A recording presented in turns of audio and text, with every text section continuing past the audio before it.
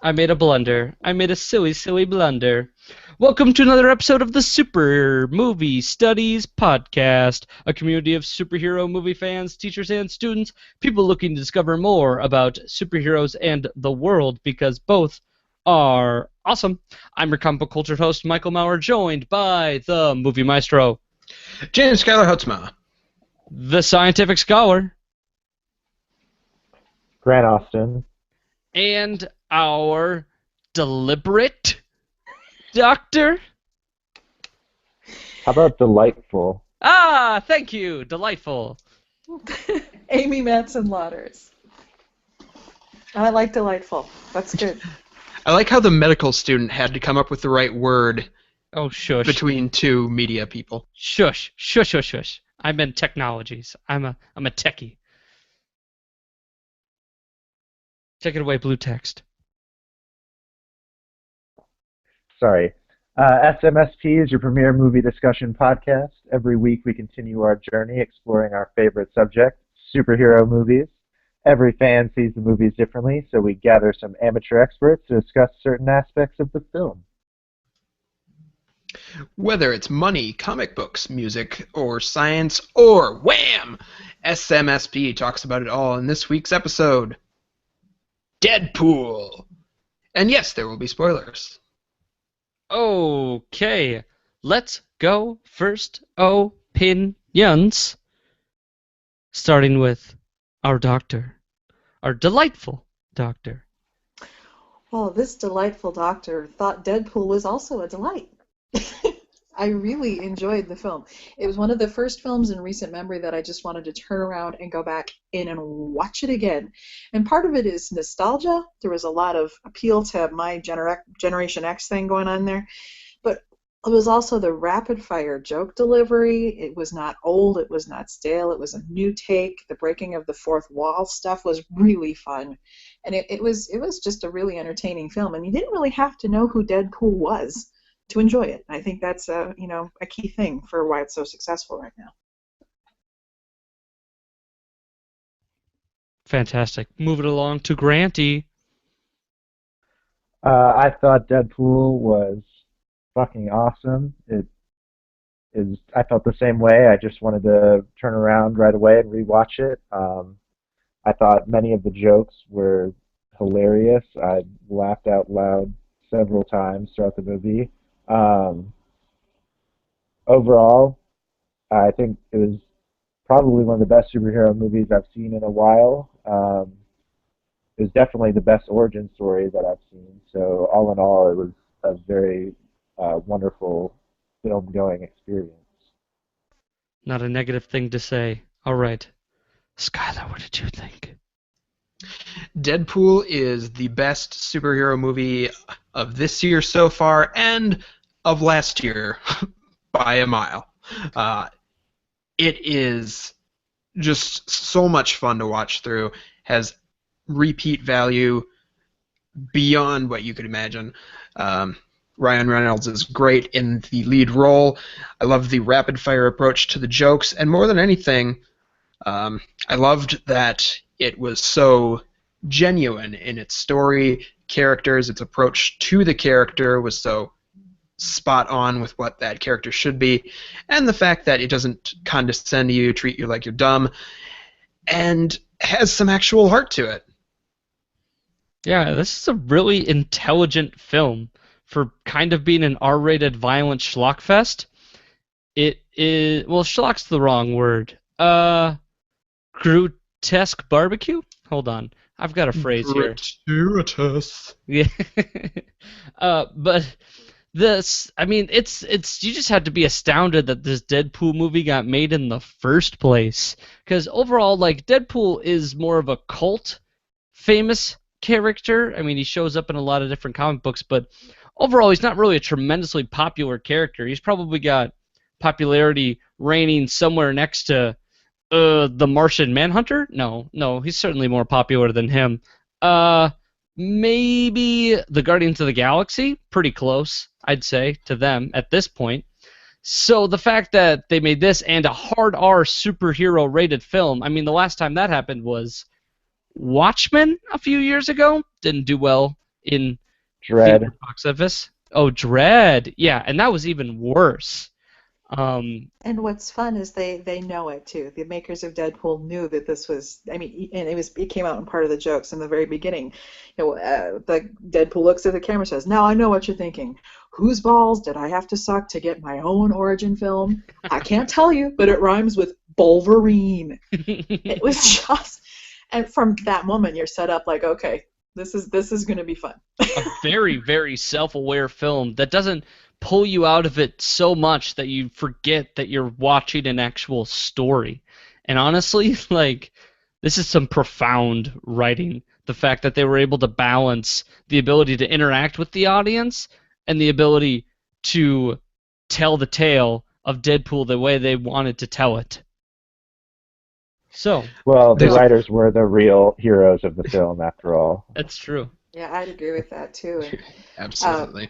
And I think Ryan Reynolds was the perfect choice for Deadpool. He hasn't had a lot of success with his films in recent years, but this is almost tailor-made for Ryan's true style of freneticness. I keep thinking about him in Two Guys, a Girl, and a Pizza Place back in the day, and then what is that? Oh, Van Wilder. This sort of ironic and kind of on the edge and kind of funny. I mean, this just sort of wraps his true strengths up into one really awesome character. I think it worked really well. I keep saying that he could have made 10 Green Lanterns and still been redeemed for this movie. 10? I don't know, man. I don't know. I don't think I could deal with 3 Green Lanterns. But No. let's talk about some money. I have no good segue there. Anyway, Well, I'm going to contradict you on Deadpool's popularity and then lead into money with it because when I was working at the bookstore, we could not keep Deadpool comics on the shelf. They would arrive one day, within hours of them going out, we would be sold out. There's immense popularity for this character out there. yeah. What I mean, popularity is, I guess, the wrong word. He's very popular in the comic book reading world, but like not popular outside of it is it's really hard to describe. He's very well known among all comic book readers, but if you're not a comic book reader, you probably haven't heard of Deadpool and like don't understand what he's about. But if you do, you certainly do, and he's one of your favorites because he's so fresh. The other demographic that's probably familiar with Deadpool is the Marvel Superhero Squad viewers who are like 5 and 6 who should not be going to this movie. No. But maybe they did because under a production budget of $58 million, it grossed what? $312.9 million? As of this recording, it's still making money. It's projected to end up anywhere between 335 million upwards of maybe even 350 by the time it leaves theaters. Oh God! And in its foreign grosses, it's got 362.1 for a grand total of 675 million. I really, really want to say something about American culture corrupting the rest of the world through this film, but I can't because it was just too entertaining. Here's some relativity for you, okay? We're talking about R-rated films. First of all, number 1 highest rated R-rated, top grossing R-rated superhero film by a mile. All right, but if we're going in like top 3 highest grossing domestic R-rated films of all time, it is currently third of all time behind American Sniper at 350 million, which it's possible it might overtake. I don't know if it's going to get to Passion of the Christ though at 370.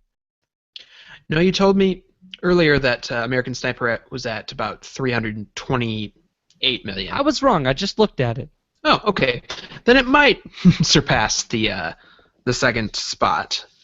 Probably won't do the first, but wow, still for a movie that was made for $58 million. That is crazy nutso. You know what else is crazy nutso?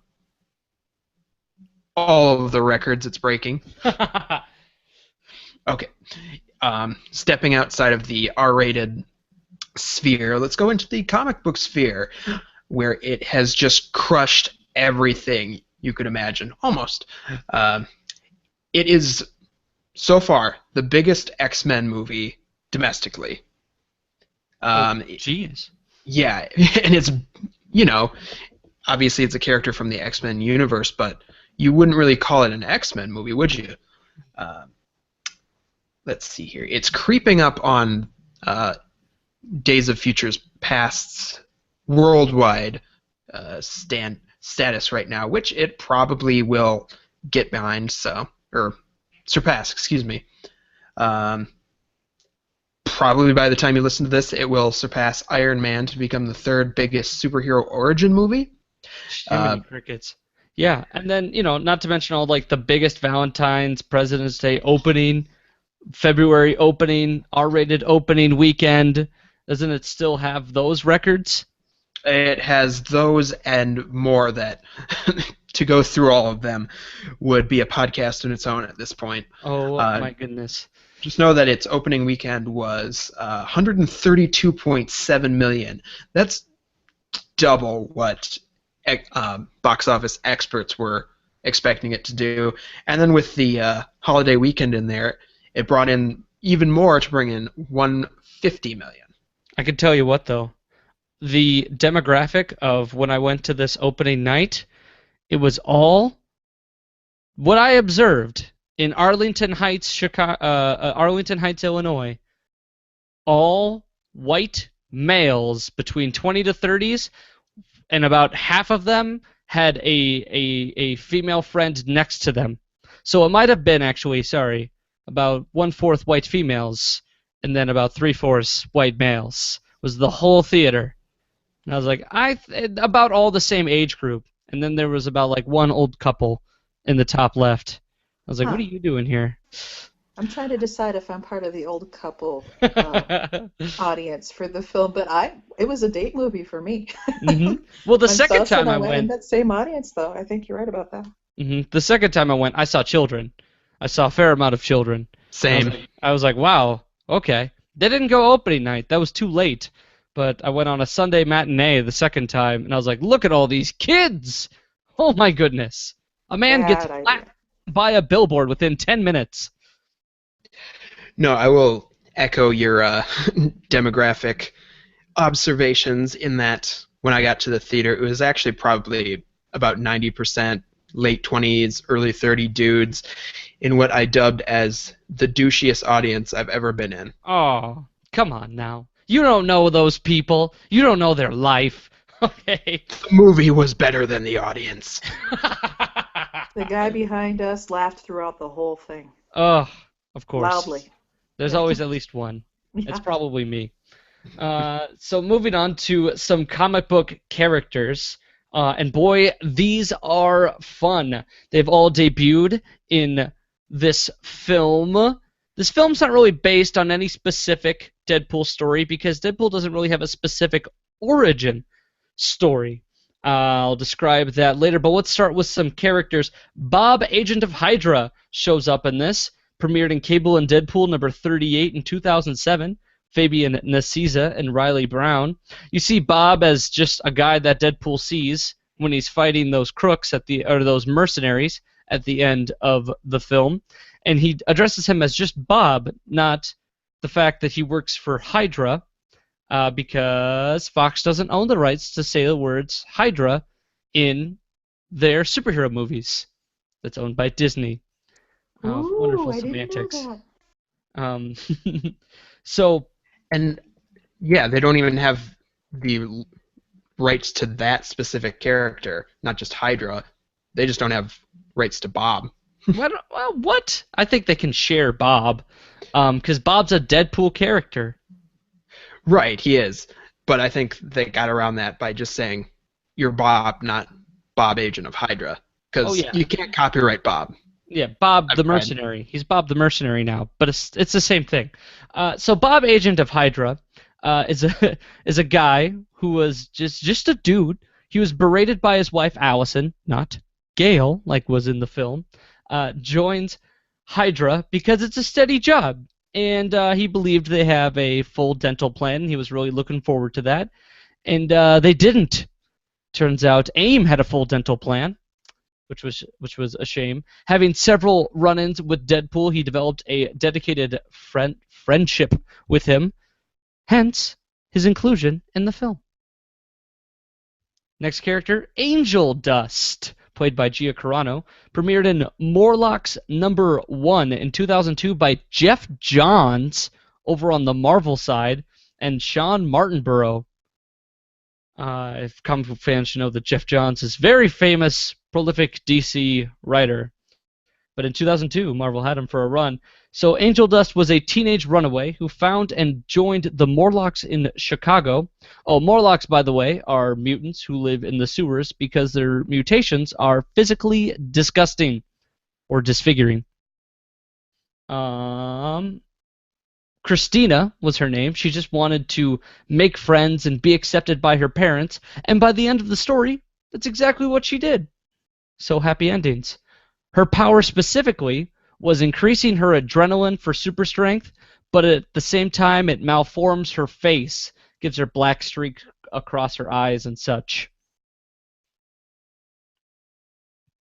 Okay. I usually do a little pause in case there's a small interjection, but if not, gonna move on. Next character.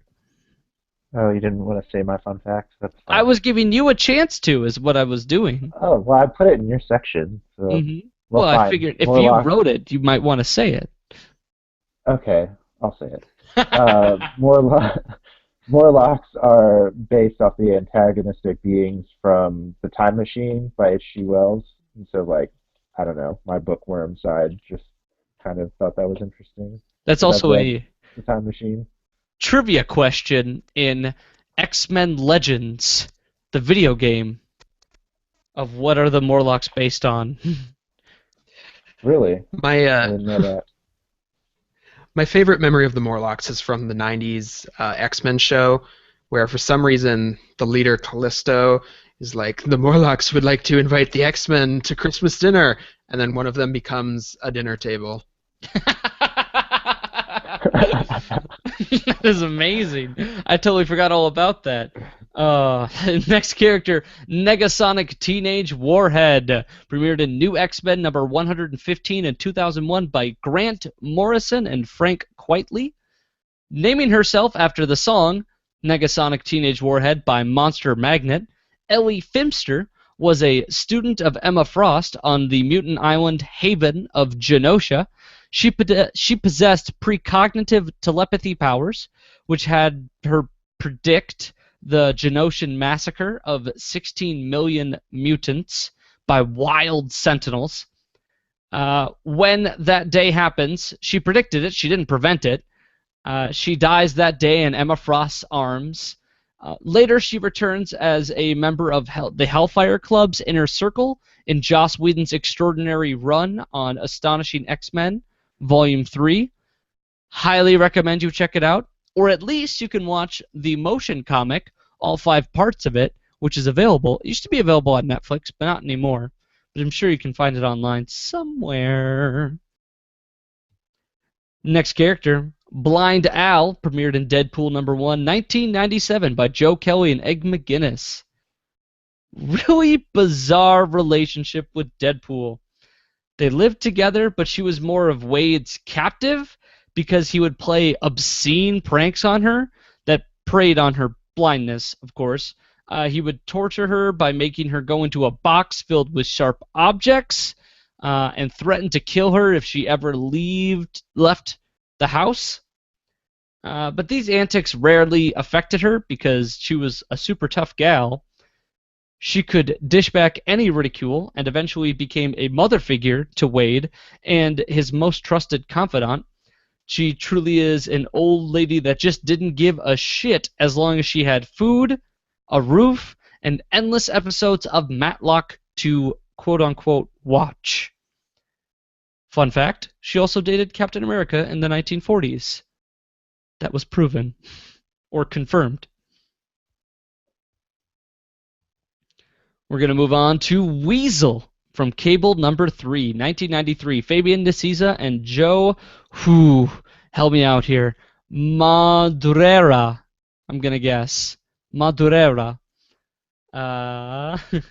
Originally a student at Midtown High, the same high school as Peter Parker and Jessica Jones, Jack Hammer was competing with Peter Parker for a prestigious internship under Norman Osborn, and he would have got it too if it wasn't for that meddling Deadpool who had accidentally teleported back in time and sabotaged his chances by informing Osborn that Jack was a drug addict, which he wasn't. Hence, Hammer turned his talents to crime, becoming an information broker and weapons supplier for mercenaries under the alias Weasel. Him and Deadpool have had an on-again, off-again relationship because Deadpool frequently needs Weasel's help on jobs, but manipulates him every time and betrays him if it seems convenient, and Weasel is considered Deadpool's best friend. Quick question. Yes? Is Jack Hammer any relationship to Justin Hammer? Nope. I don't think so. Just curious. Feels like a fan fiction coming on. But mostly you can attribute all Deadpool's relationships to him being an asshole and people liking it. I guess. So next up we have Vanessa Carlyle, aka Copycat. Her first appearance as Copycat was in X-Force number 19 in 1993. Fabian Nicieza and Rob Liefeld. Started out her career as impersonating Domino on the X-Force team until Deadpool outed her, because he's an asshole, as is his dickish way. She eventually became attracted to Deadpool, the same way everybody else does, until he ditches her to pursue his feelings toward Siren, Banshee's daughter. Copycat is a blue-skinned mutant and dangerously precise metamorph shapeshifter. She can mimic anyone's looks as well as their powers. She is currently running a chimichanga stand. I get it. Her name's Copycat, and she's a complete copycat of Mystique. Well, she's actually much more powerful than Mystique. But yeah, I guess. Pretty close. They did a lot of sort of character revamps in the 90s. They tried to copy a lot of characters that were popular in the 70s and 80s by making them more muscly in the 90s and new. All right, moving on to Rob Liefeld drawings. Hey man, if you were affiliated with Rob Liefeld, Jim Lee, or oh my gosh, I can never remember the character of Spawn, the creator of Spawn, Todd McFarlane. Todd McFarlane. Those three guys were king. Artists were king of the 90s. And if you were affiliated with any of those three, you were making bank. Everything they touched was gold. It was amazing. And then the bubble burst. So, and then we look back at it and go, really? We liked that? We liked that a lot? Huh. 90s were a weird time. Don't believe me? Look at the fashion of the 90s and just go, a lot of people like to wear acid jeans? Okay. I was expecting some commentary from Amy. I just had a flashback to the couple of pairs of acid jeans I actually owned. See what I mean? Because that's like 90s were my 20s, guys. That was Nirvana and grunge, and yeah, we were weird. Super muscly superheroes. It's a sort of a strange undercurrent of we want to be rebellious, but we just can't because we're too materialistic because the 80s raised us. that was kind of it. Yeah, that's all I have to say. All right, so the next character is Francis Freeman, Ajax. In Deadpool 14, 1998, Joe Kelly and Walter McDaniel, is where he made his appearance. Francis was a bodyguard / mercenary for a hospice facility known as The Workshop that attended to Weapon X washouts. Remember, Weapon X was a secret American government co-op or covert operation to create a super soldier, and it ended up being Wolverine. So the people were experimental fodder for a mad scientist named Dr. Killebrew. One of those prisoners was Wade Wilson. He had washed out of Weapon X. Francis actually triggered Wade's healing ability that was latent by ripping out his heart, and then Wade actually grew a new one. The stress and strain of this being the first thing that triggers his healing factor caused him to lose his sanity and start his career as Deadpool, hunting down Francis and eventually snapping his neck. Ajax, by the way, has the same powers that he had in the movie, so way to go. Whereas Negasonic Teenage Warhead had completely different powers. But her powers actually made sense with her name in the film because she did explosive things, whereas in comic books, she just saw the future. All right, next kid. Oh, I was just going to say that, yeah, that's a kind of strange 90s reference as opposed to a very practical use. all right. So the final character is Deadpool from New Mutants number 98 in 1991. Fabian Nicieza and Rob Liefeld. By the way, Rob Liefeld did have a cameo in this film when Wade Wilson enters St. Margaret's and he's like, Booth or Buck. He says Buck, and then he says Liefeld, and they just walk right over it. That is literally Rob Liefeld in that scene. They pass right over him. They don't center on his face because Rob is notorious for hating to be seen in public. Like there are very few public pictures of him because he doesn't like his picture getting taken. So the fact that he showed up in this movie is astounding. I caught the name. I didn't realize it was actually him. Yeah, they just zoom right over him, but that was him. Deadpool, his origin story is a convoluted mess that has been rewritten many a times. Some stories, like one I mentioned earlier about the heart being ripped out. Another one where Wade Wilson isn't even his real name and that he stole it from his nemesis named T-Ray. Another more accepted is that he is a Canadian and he signed up for the Weapon X program after getting kicked out of the U.S. Armed Forces, and they experimented on him until he got his healing factor triggered and beat his brain cancer that he had, which is similar to what we see in the film. Originally, DP is just a wisecracking, cold-blooded killer meant to be a Spider-Man / Deathstroke counterpart to Cable's Wolverine archetype, because Liefeld wanted to make a Spider-Man-Wolverine duo but couldn't use those characters. But when Joe Kelly took over the series, he used Wade's insanity to make him self-aware of his existence as a comic book, which is where the character really started to take off and mold into his own. Nobody seemed to notice that he was doing this because everybody believed that the comic book was going to get canceled any minute, so he just kept writing anything he wanted. Deadpool's rise to fame has sort of been slow and strenuous. I have no idea what continued to push the character forward, but as soon as new readers hear about him, he becomes a fan favorite for his unorthodox style and witty tropes. Like you said, he just sells right off the shelves. Oh wow, that's a nice rhyme. Because of his just postmodern style.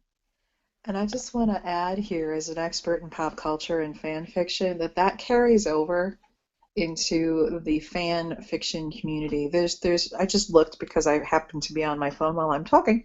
There are more than 1,200 stories featuring Deadpool as of right now on Archive of Our Own. And what's fun about some of those, because yes, I did OD on Deadpool fan fiction after I watched the movie. What's fun about a lot of those stories is the authors are having the best time breaking the fourth wall. And Deadpool's the only character in these stories that knows that it's a story. and he'll occasionally just pop up with, well, because the author really likes to see me naked in this one, or whatever.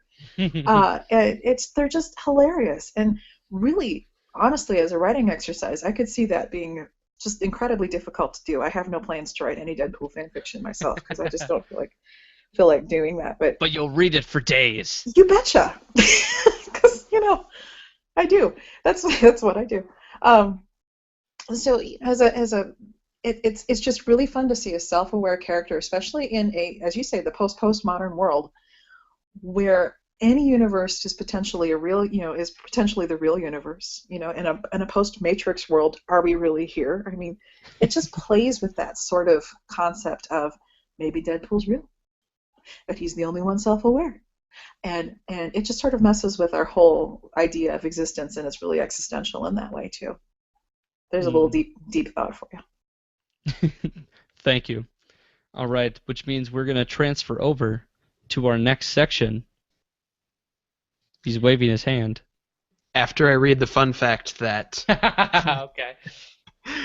New Mutants 98, where Deadpool first appeared, lists these days at upwards of $560 if you have it in good condition. That's really not all that much. Compared to some of them, yeah, just due to the fact that, late 80s, early 90s, it's not that old of a comic, but then when you compare it to any other New Mutant issue at all, it's about 560 times as much. Well, it's mostly because there's so many copies of it that it loses so much value, because 90s were high prolific publishing days. There's probably 15 variant covers of that book as well. Just a couple from what I looked into, like maybe one or two reprints, but I honestly have not laid eyes upon it in the thousands of comics I got in at my store. However, the second appearance in X-Force, I don't even remember the fucking issue number, goes more than a regular comic too, at like $15. So Fantastic. But let's talk about music. Oh, music. Okay. Well, we finally reached the point where we have a score by Junkie XL, also known as Tom Holkenborg, which is what I'm just going to refer to him as now because no self-respecting 40-year-old film composer should be going by the name Junkie XL. Tom Holkenborg? Is that the Swedish chef from the Muppets? Holkenborg.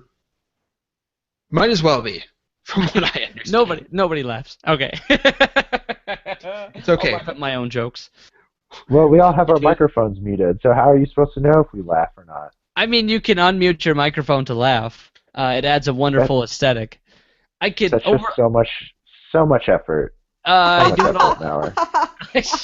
You know what? Screw you guys. I'm gonna the podcast's over. Bye. You did your best. It's okay. Anyway, we haven't talked doing your best. Maximum effort. Nice.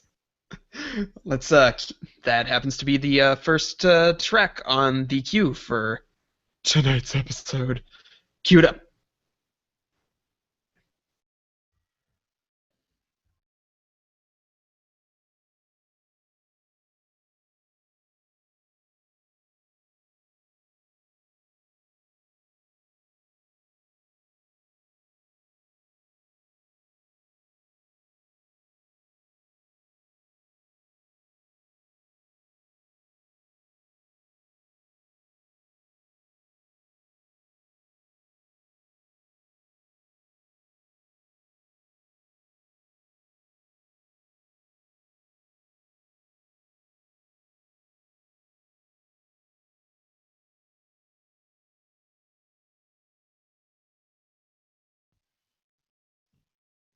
But is that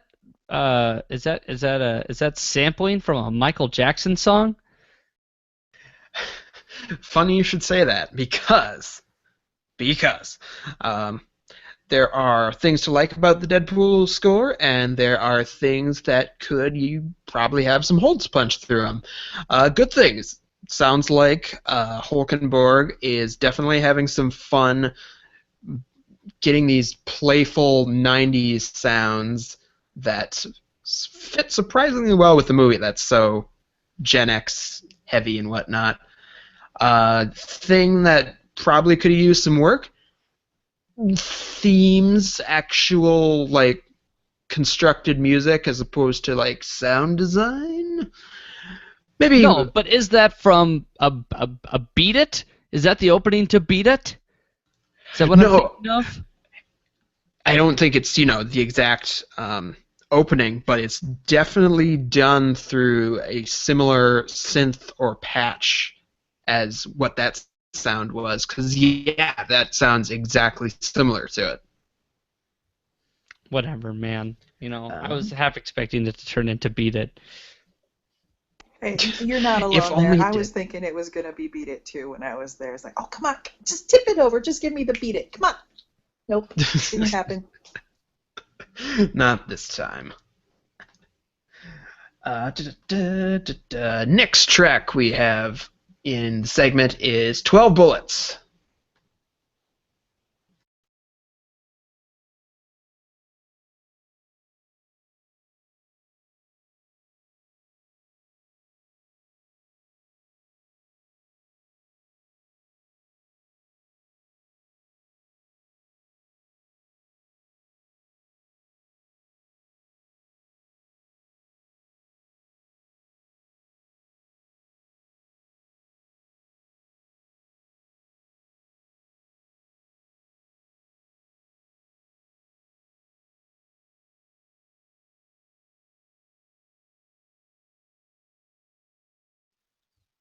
I cannot place that song anywhere. Like it's reminding me of so many things. It's reminding me of The Matrix. It's reminding me of a '90s Spider-Man video game. It's mostly just reminding me, of course, of that scene in Deadpool where he's on the bridge. That's probably a good thing that it reminds you of the actual scene it was written for as opposed to all these other things. But no, there's so much heavy 90s sound in this score, and I just can't place, Well, what. yeah. With this one, I just keep thinking Beastie Boys over and over again as it's playing. Yes, Beastie Boys. Thank you, Brass Monkey. Okay, okay, satiated. The Beastie Boys of the '90s. Oh, yeah. Okay, I'm sorry. Oh, I don't yeah. know. I tend to think they're older. Oh, no. Absolutely not. They're the They 90s. were even older in the '90s. And along that same route, Salt and Pepper. Oh Yeah, yeah, Stoop, Stoop, DMX. Stoop. And here's the fun thing about that. I could tell watching the audience when that music came on what age was sitting where because Stoop, Stoop, Doop, and like half of us, our shoulders were moving. They're rolling up, they're rolling down, and it's that whole '90s club scene. That's what it was. It's totally right there. Was Angel by Juice Newton also came out in the '90s? No, That, Okay. much no, that older, sounds much totally older. 70s. Oh That well, much. yeah. But I mean, like, I thought for a second maybe all of the soundtracks pulled were '90s hits. And I was like, that would have been tremendously clever. No, but Juice Newton and there was another one in there too that was sort of 70s. That would have been like childhood favorite for a 90s club scener. Ha. Sure. Okay. They had God, You're the Inspiration, which is pretty. I want to say that's 80s, and then Yeah. Wham is 80s as well, I think. Oh yeah. I had a George Michael cassette tape that I wore out. Yeah. There you go. Nice. Very nice. On a similar note, what other movie are you going to go to and hear these great 90s, 80s, and 70s for one of them tracks in them? Seriously. Guardians of the Galaxy 2. No, Yeah. that's He's so 70s on stuff. point. He's so on point. He really is. I think he's onto something there. But what? No, the real question is, what movie are you going to where there's going to be a entire rap dedicated to the main character? Nothing except Deadpool, which brings us to the Deadpool rap, not written by Junkie XL Tom Holtenberg, but instead written by a group called Team Headkick. Let's take a listen.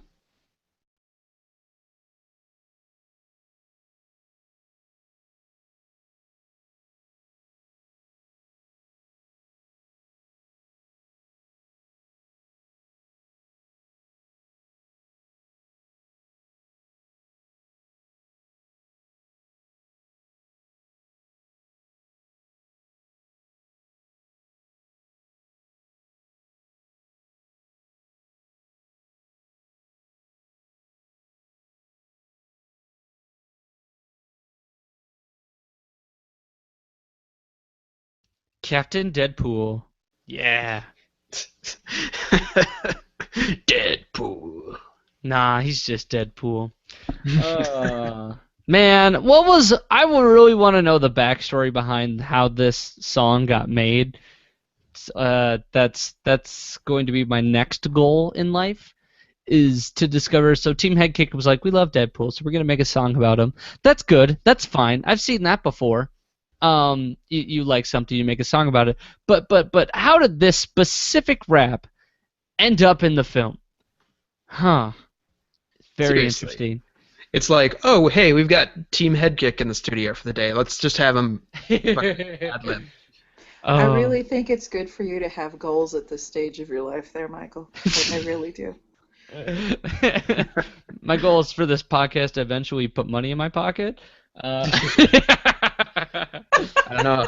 I should have used my mass media research skills in this one. The amount of time and money I've already devoted into this, I'm going, you know what? At this point, something's got to start coming back. Never mind. No kidding. Shush. No. Messing with you. All right. Any more music from you, Skylar? No, I don't have any more tracks for tonight. If you like what you hear from Junkie XL Tom Holtenberg, you can also check out the music he has done for Mad Max Fury Road. He's credited as doing some additional music for Man of Steel. And on that note, we will hear what he has to contribute in the near future when he is one of two composers on Batman vs. Superman. Wow, this dude's all over the place. Sounds like he He's- has a thing for superheroes. He really does. All right, so let's move right on to the science section. Grant. Okay, well, just kind of going off the suggestions that you put. And there goes this microphone. What a wonderful day. Something came unplugged, perhaps? Talk to us, Grant. You were doing how does this happen? Oh, unmute, mute, unmute. Come on, I believe in you.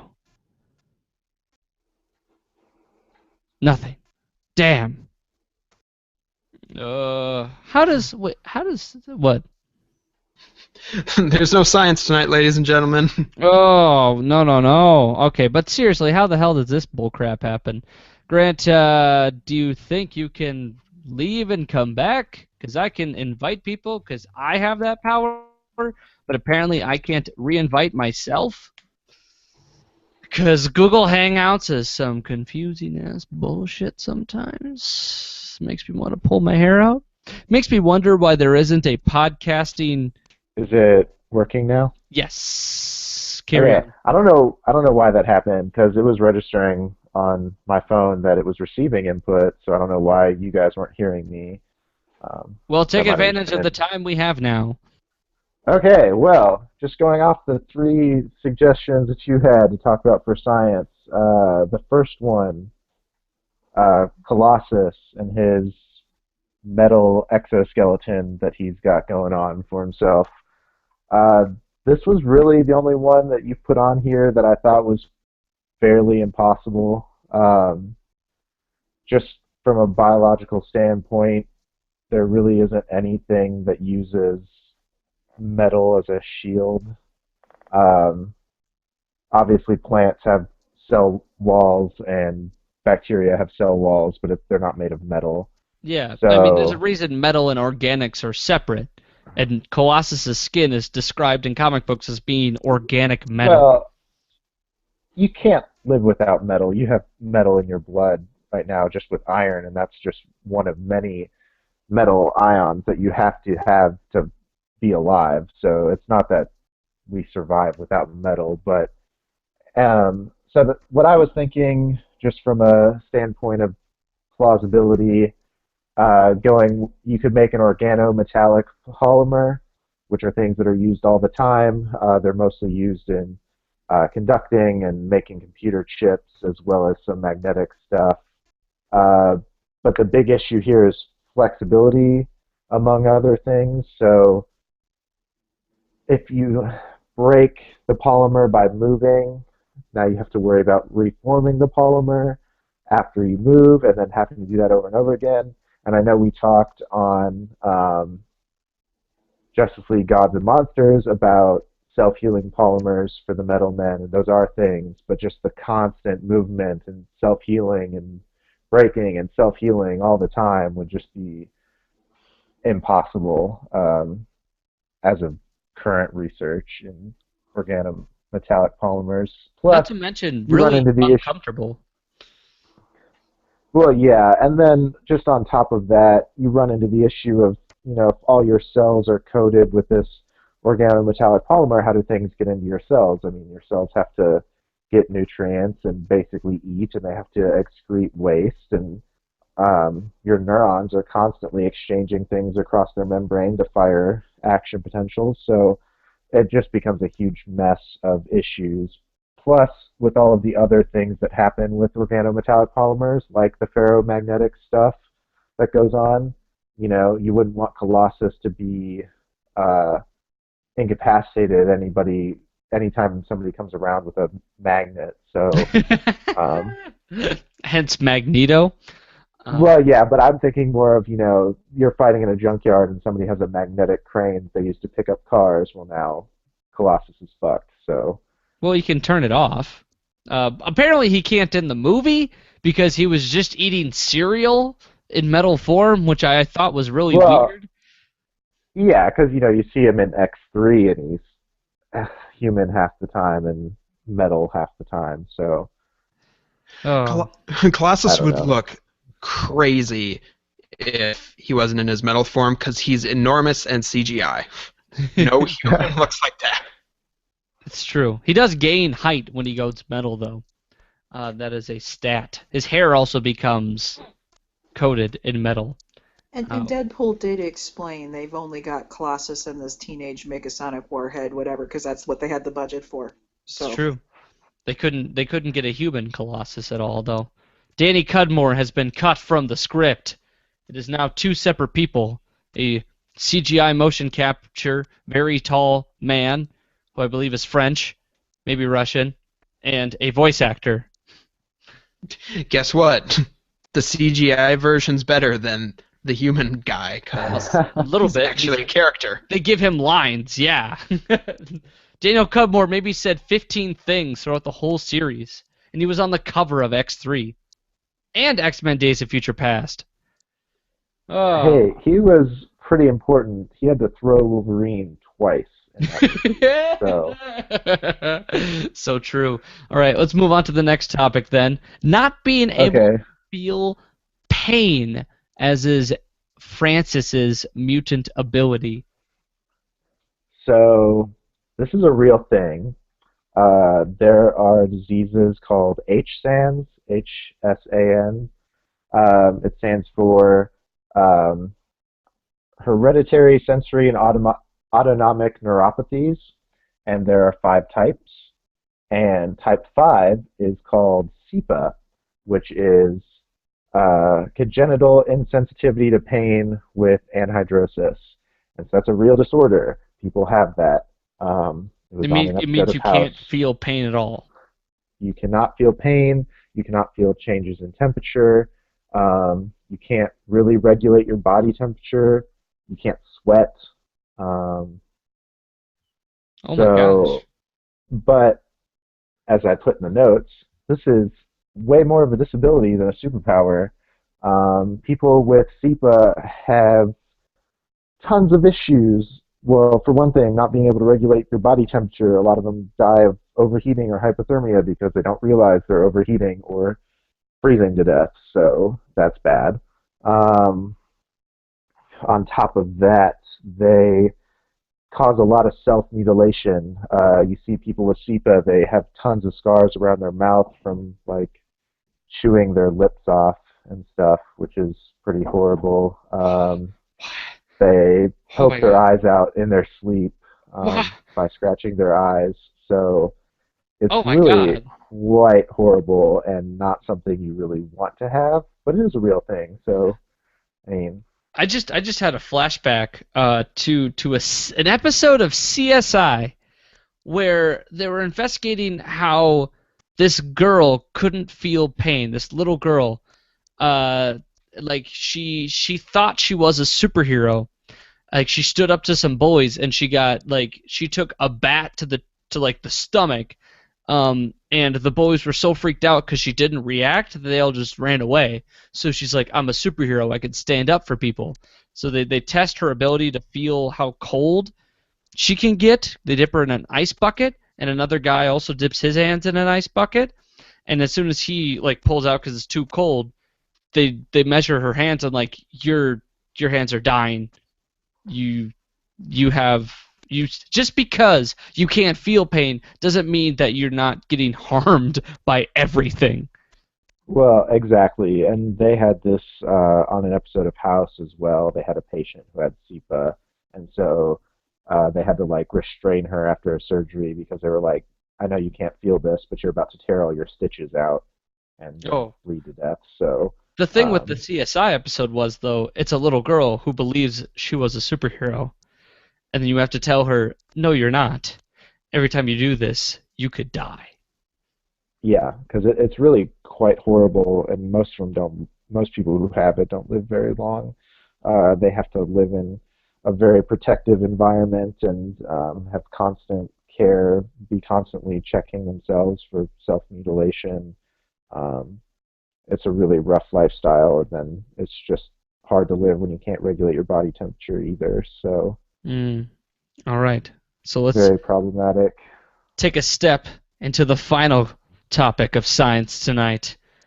That oxygen deprivation slash stasis machine where it keeps track of how you're breathing and will constantly put you in a perpetual state of suffocation. Yeah, so this one I thought was very straightforward, like almost to the point of not wanting to include it, but it was kind of interesting the way they had it set up. So really, all you need is a computer, oxygen tanks that can be regulated by the computer, and then an EKG and an EEG. And so they were talking about how in the film they were going to monitor his heart rate, and anytime his uh, heart rate slowed down, or no, anytime his heart rate sped up, they would lower the oxygen, and then anytime his brain waves slowed down, they would increase the oxygen. And so you just use the EKG to measure heart rate, and you use the EEG to measure brain electric electric brain impulses output, and then you just regulate the oxygen flow. So as far as I'm concerned, this is something that you could go make, assuming you have access to an EKG and an EEG, which aren't even new technology. EEGs have been around since the 40s, and I think EKGs have been around since even before that. So these Dear, are just very basic medical instruments that people use. this sounds like something you would hear about at Guantanamo Bay or something. Jiminy crickets. You're saying it's I very easy to make this? maybe not inexpensive, but definitely easy. I don't know the going rate for an EKG and an EEG, but like normally, if you're having some neurological issues, the first test they run is, oh, let's go get an EEG, and then if that comes back negative, then we'll waste our money on something more revealing like an MRI or something like that. Same thing with a heart issue. First thing they always go to is an EKG because it's so simple and been around forever. Maybe there are some Geneva laws that are preventing you from doing this kind of torture to people, but yeah, this would definitely be something that anybody with access to basic medical equipment could make in their garage, to be honest. Oh, okay, let's not give anyone ideas. Uh, Kids, don't do this at home. Don't. Don't do it. It will not give you mutant superpowers. Probably. Yeah, you'll probably just die. Yay. Much like anything you really do in movies, or anything Deadpool did in the whole film. Did you see 127 hours? Spoiler alert. Are you there, God? It's me, Margaret. What is that? What was that reference from? Okay, so I had to look this one up because I was not familiar. Apparently, that is a book by Judy Blume Yes. um, about a young girl named Margaret, supposedly, um, learning about what it means to become a woman. Oh, so he So was bleeding so much. in the scene where he sprays blood all over Colossus, he of course had to reference that book. Oh man. We should do a That whole segment of just breaking down every single joke by Deadpool throughout the whole movie. That would be so well, entertaining. I would so enjoy that. that whole Skylar having to look up that referencing brings me to my drinking game rule of if you're the only one in the room who gets the joke reference, you have to finish the bottle. That could happen so many times in a night. I Well, better okay. not be present. I really better not be Do present for that. do any of you know who Basil Fawlty is? From Did any of you Faulty get Tower. that joke? Yes, you know Fawlty Towers. Thank you. Nobody I know knows Fawlty Towers. Yeah. So Well, it was amazing the lack of laughs at when he went, "My most prized possession," and he pulled out, or did a cut shot to that little Deadpool doll from, figurine of Deadpool from Wolverine. I yeah, laughed at X-Men that. number I one. thought that was hilarious. See, yeah, like the first showing I went to, everybody laughed. The second showing, nobody. I was like, there was a stark difference in like the people going to watch the movie after opening weekend.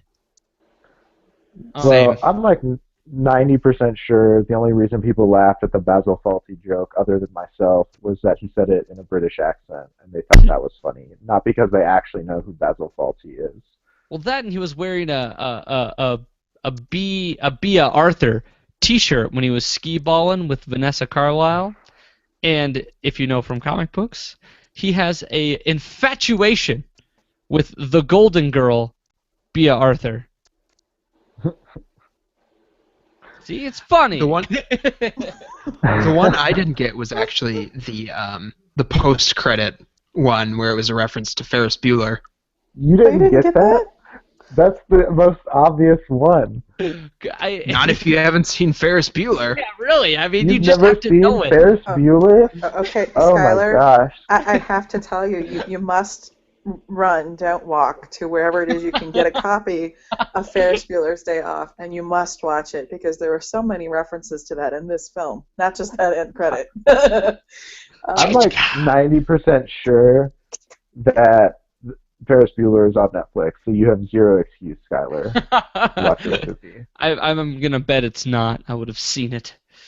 No, it was for a Seriously. long time, and I don't know if Nothing's on they've recently Netflix taken it anymore. off, but Okay. either way. Science is wrapped up. Yep, Um, that's all I had for science. Dr. Lauders, is there a burning topic you would like to express in a section revolving around you discussing Deadpool with us?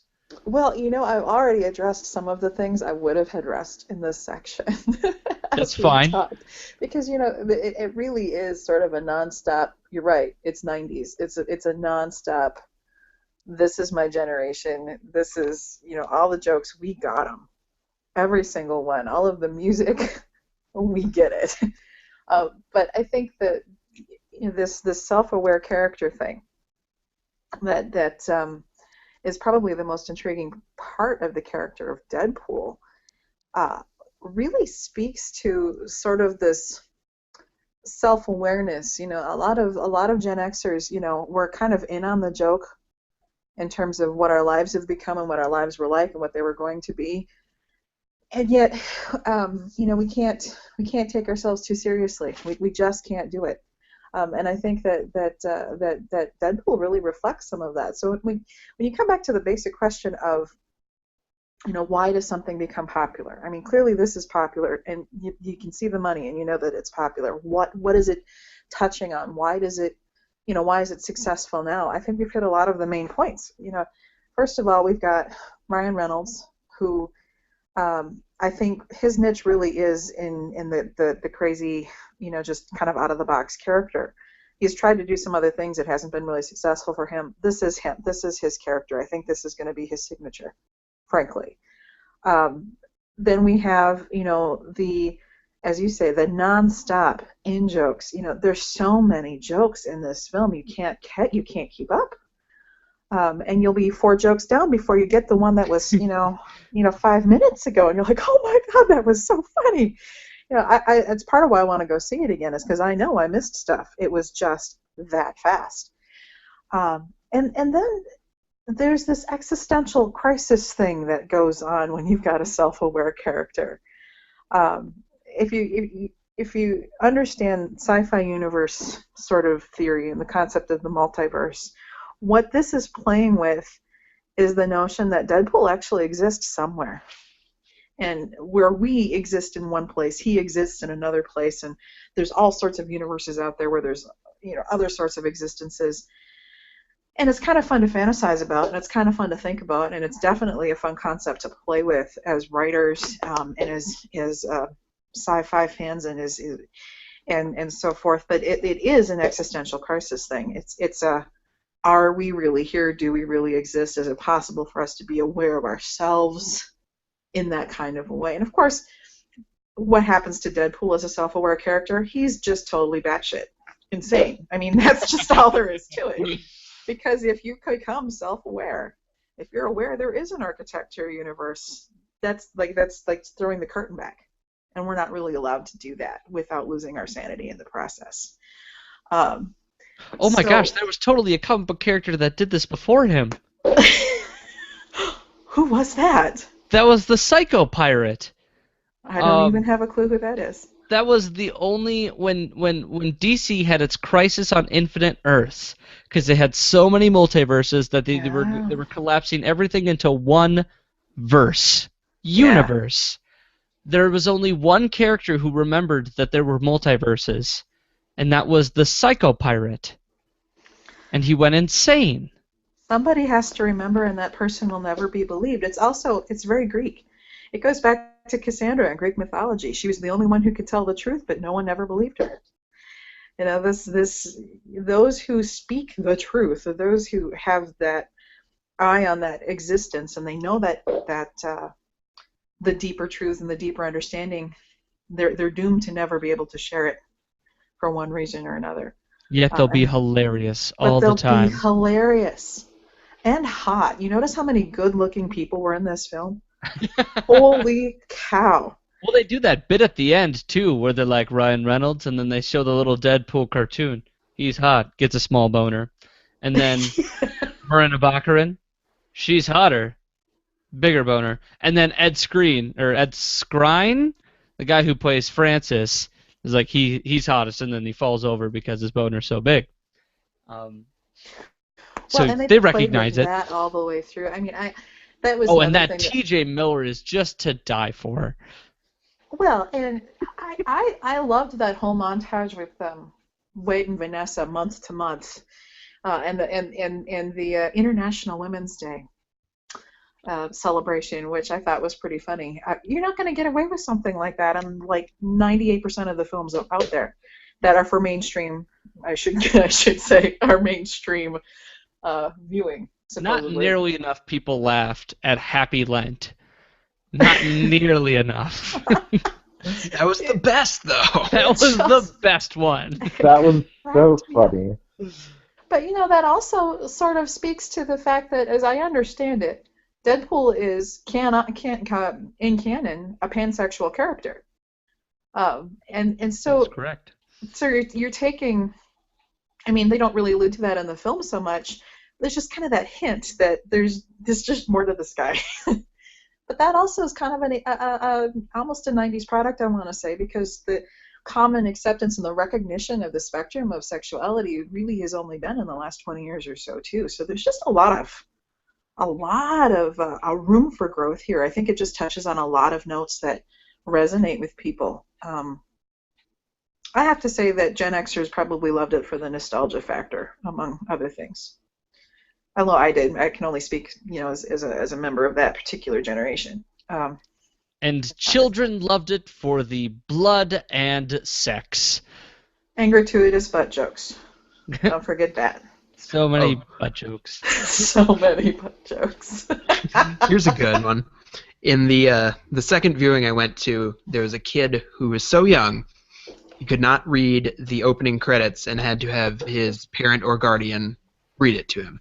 Oh, now see, a kid that young should not have been watching Oh Deadpool. my god, though. Oh, I might Did you pay see to the watch meme? that entire reaction. Oh, was a- humanity. I'd invest in that child's future. There was a meme running across Facebook just before the movie came out, where Deadpool was cautioning people, parents, not to allow their children to watch this movie. Well, it's R-rated. I mean, there's a reason the ratings exist. I Exactly. got carded,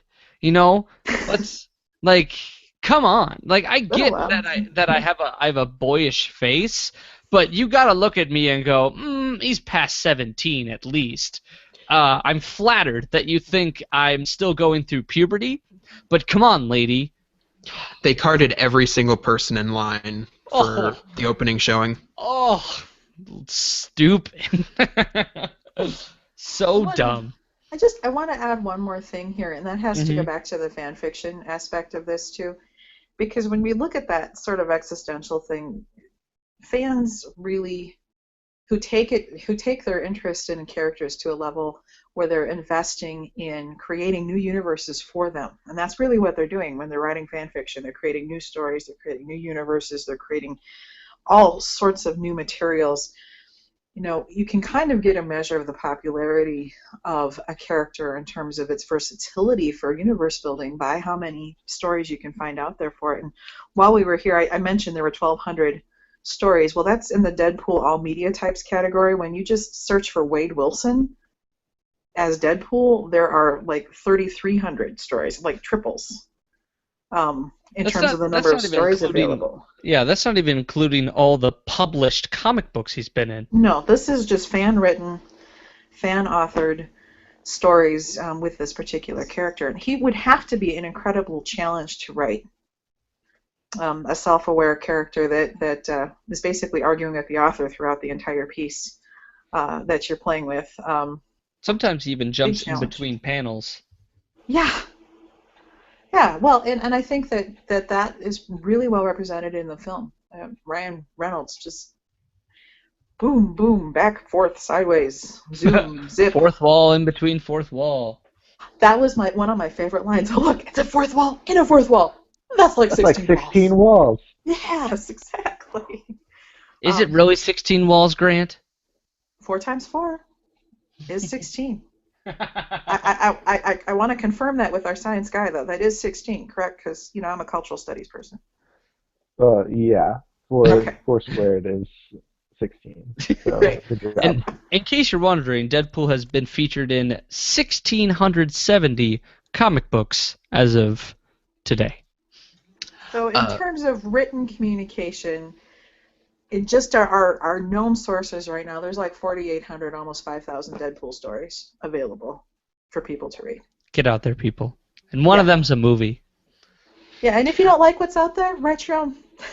Because that's what this kind of character's for. So, yeah. Any other questions for the 90s culture guru? No, I think that'll do. You were saying something, Skylar? On the topic of stories out there, just to plug quick, a very good one that's actually running right now is the Spider-Man Deadpool run that started up this year. I would recommend it. Very nice. Hey, there's a whole category of fan fiction devoted to Spider-Man Deadpool / Enjoy. Oh no, thank you. All right, so let's.